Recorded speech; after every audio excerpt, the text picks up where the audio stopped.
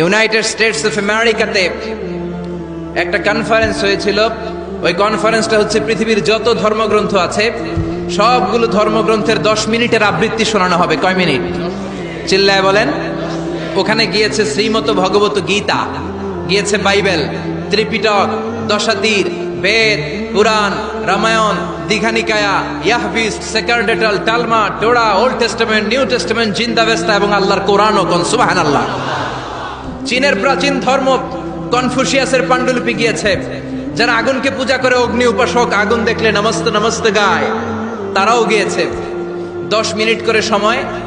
এই কনফারেন্সের উদ্দেশ্য হচ্ছে এইটা চেক করা, in order to check which book, which recitation of the holy book is the most excellent recitation ever. কোন বইয়ের আবৃত্তিটা বেশি সুন্দর লাগে। 10 মিনিট করে সময়। সব ধর্মের ধর্মীয় কিতাবের শায়েকরা, গুরুরা, ধর্ম নানকরা আর ফাদাররা আর কারীরা বসেছে।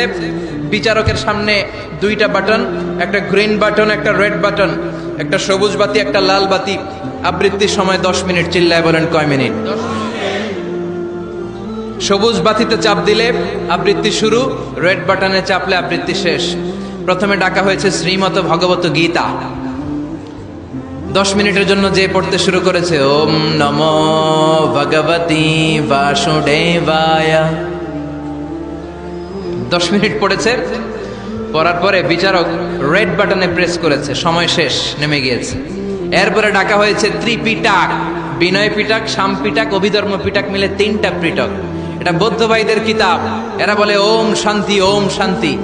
আসলে মিয়ানমারে ওরা যা করছে ওদের বলা দরকার ওম অশান্তি, ওম অশান্তি। ওরা বুদ্ধাং শরণং গচ্ছামি, ধাম্মাং শরণং গচ্ছামি পড়তে পড়তে 10 মিনিট শেষ, চলে গেল। এরপরে ডাকা হলো দশাতীর, দশাতীরের ওরাও পড়লো। এরপরে ডাকা হলো গ্রন্থ সাহেব, পড়লো। জিন্দাবেস্তা পড়লো 10 মিনিট। এরপরে ডাকা হলো ভ্যাটিকান সিটির পোপকে। গত মাসে পোপ আসছিল না? এই পোপের আগের পোপ, তাকে ডাকা হলো to recite the Holi Bible for 10 minutes. 10 মিনিটের জন্য বাইবেল পড়তে আসেন। উনি এসে ওনাদের বাইবেল পড়ে গেল 10 মিনিটের জন্য। ওনার বাড়ি হচ্ছে ভ্যাটিকান সিটিতে, ইটালির রোমের মাঝখানে স্বায়ত্তশাসিত একটা আলাদা দেশ আছে। ওইখানে শুধু পোপরা থাকে, যারা বিয়ে না করে খ্রিস্টানদের ফাদার, প্রোটেস্টান্ট, অর্থোডক্স আর রোমান ক্যাথলিক, ওরা সেইখানে রাজ্য স্থাপন করেছে। গোটা বিশ্বের খ্রিস্ট ধর্মকে তারা চালায়। তারা 10 মিনিট সব ধর্ম গ্রন্থের আবৃত্তি এবং তেলাওয়াতের পরে সর্বশেষে মুসলমানদের ধর্মগ্রন্থ কোরআন আবৃত্তি করার জন্য ডাকা হয়েছে। এসেছে মিশরের কারি Abdul Basit Ibne Abdus Samad. যারা ওনার তেলাওয়াত শুনেছেন দেখবেন উনি তেলাওয়াত করে আবার সময় নেয়, আধা মিনিট শ্বাস নেয়, আবার লম্বা দম নিয়ে তাল লয় নিয়ে টান দেয়, আবার পিছন থেকে টান দেয়। তাকে ডাকা হলো now the representative of Muslim community Abdul Basit Ibne Abdus Samad will now recite the holy book Quran for 10 minutes.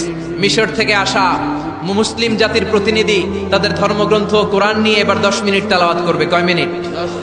উনি দাড়ি রাখেন না, ক্লিন শেভ, পাতলা একটা চাদর আর জুব্বা পরে চলে এসেছে মাইকের সামনে। এসে আউযু বিল্লাহি মিনাশ শাইতানির রাজীম বলে টান দিয়েছে। সময় কয় মিনিট? উনি সূরা ফাতিহা পড়তে সময় নিয়ে নিছে 13 মিনিট। শ্রীমত ভগবত গীতাওয়ালারা হাততালি দেয়, সময় শেষ, কোরআন গেছে। কিন্তু কি আজীব তামাশা, বিচারক তো লাল বাতি চাপে না। বিচারককে লাল বাতি চাপার বিষয়টা ভুলিয়ে দিয়েছে কে? কেউ যেটা পারে না সেটা পারে কে? আব্দুল বাসিত কয় এই তো সুযোগ পাইছি আমি। বিচারক যেহেতু লাল বাতি চাপে না, আমি আরেকটা সূরা ধরি। উনি কোরআনের সবচেয়ে সুন্দর সূরা, সূরা আর রহমান তেলাওয়াত শুরু করলেন। উনি উনার গলায় আল্লাহ যত সুর দিয়েছিলেন সব সুর, দরদ, আদর ঢেলে দিয়ে সুরের ঝংকার তুলে পুরো কনফারেন্সকে মাতিয়ে দিলেন। 15 মিনিট হয়ে যায়, বিচারক লাল বাতি চাপে না। 20 মিনিট, 25 মিনিট, 30 মিনিট হয়ে যায়, লাল বাতি চাপে না। এদিকে অর্গানাইজিং কমিটির প্রধান চেয়ার থেকে উঠে এসে বিচারকের গায়ে ধাক্কা দিয়ে বলে, এই man, what's the hell are you doing here? What's wrong with you? Why aren't you pressing the red button? লাল বাতি চাপোস না কেন? ওরে ধাক্কা দেওয়ার পরে বিচারক ভূত দেখার মতো চমকে উঠছে। কি? হ্যাঁ, লাল বাতি।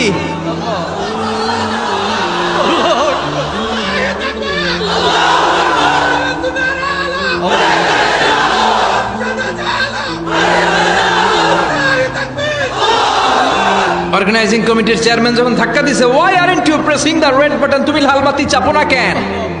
ভিমড়ি খেয়ে ওর লাফ দিয়ে, কি হ্যাঁ লাল বাতি নীল বাতি, কোন বাতি কোন বাতি? হুশ নাই, ওর হুশ নিয়ে গেছে কে? আবার যখন আব্দুল বাসেদের তেলাওয়াতের দিকে তাকায় আবার বেহুশ। না পেরে বিচারক দাঁড়িয়ে বলে, O Abdul Basit Ibne Abdul Samad, come from Egypt, there is no time limits for you, recite as much as you wish. ও আব্দুল বাসেদ, আজকের এই প্রতিযোগিতায় তোর জন্য তেলাওয়াতের কোনো সময় নাই, তোর যত মনে চায় তুই পড়ে যা।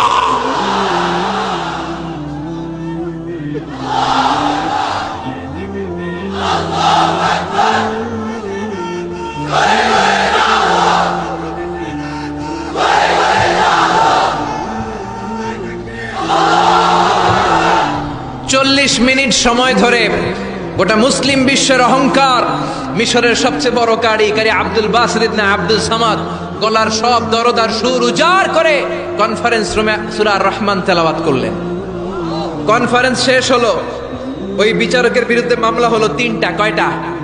যেহেতু আন্তর্জাতিক কম্পিটিশন, আন্তর্জাতিক আদালতে মামলা, সুইজারল্যান্ডের দি হেগে মামলা।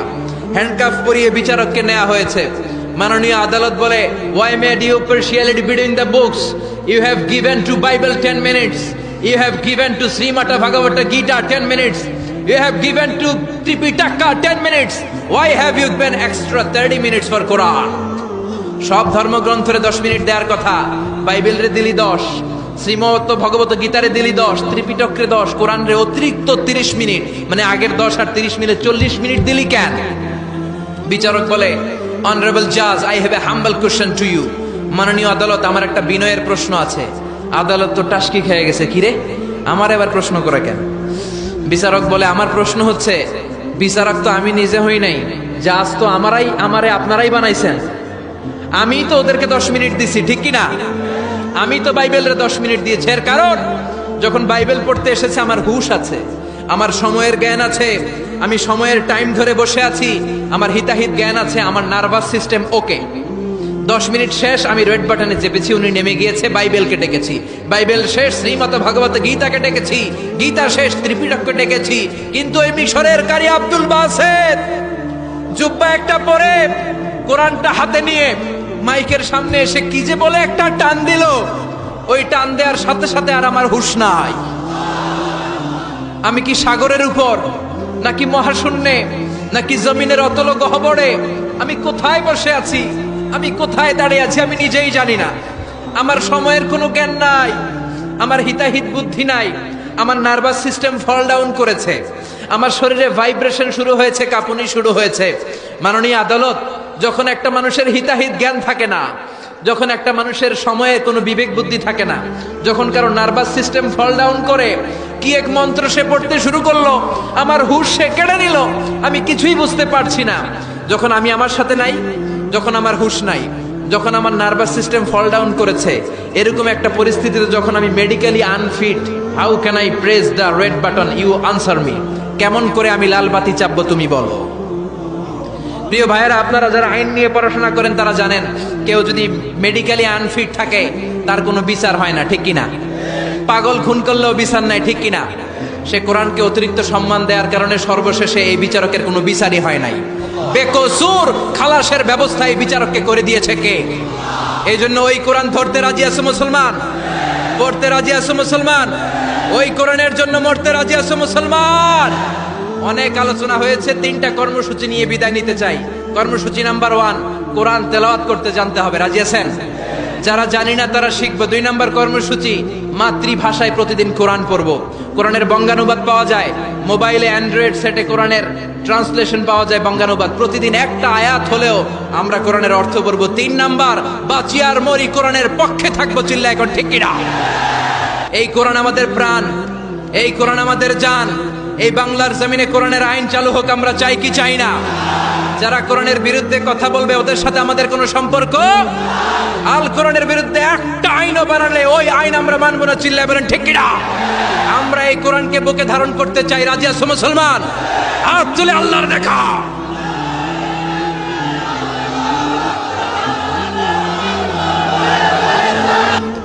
আল্লাহ আমাদের সবাইকে কথাগুলো বুঝার ও আমল করার তৌফিক দান করুক, আমরা বলি আমিন। ওয়া আখিরু দাওয়ানা আলহামদুলিল্লাহি রাব্বিল আলামিন।